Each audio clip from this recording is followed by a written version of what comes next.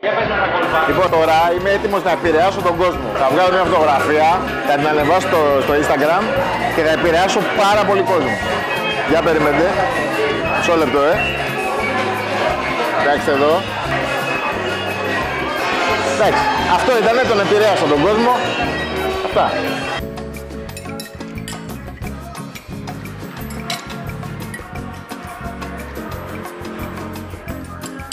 Φάει σαλάτα, ριζότο, παστούρμα, βελτικάκια και περιμένουμε ένα κότσι που αργοψύνεται τουλάχιστον 8 ώρες. Τουλάχιστον 8 ώρες. Το μετράνε 50%, 60%, 70%, 80%, το βάζουνε, το ξαναβγάζουν, το ξαναβάζουνε. Τους μιλάνε, πέτσα με αλάτι, αλάτι σκληρή, ωραίο, και μετά κράτς. χύνεται όλο, πέφτει στο πιάτο, θα το πει, δηλαδή να γίνεται χαμός.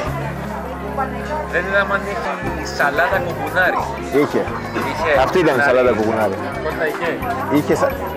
Ο ειδικός σαλάτας. Λοιπόν, άκου. Το κουκουνάρι έχει τη δικιά του σαλάτα. Κουκουνάρι σαλάτα. Μπορώ να ρωτήσω. Παρακαλώ. Η σαλάτα κουκουνάρι είχε μέσα κουκουνάρι.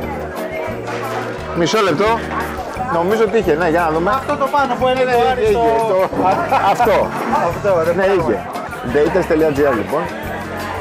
Είναι ένα site που κατά κύριο λόγο ασχολείται με το φαγητό. Έχουμε πολλούς followers. Πόσους? Αρκετούς. Ευχαριστώ. Σπαρταρά. Χριστός και Απόστολος Λέτσος.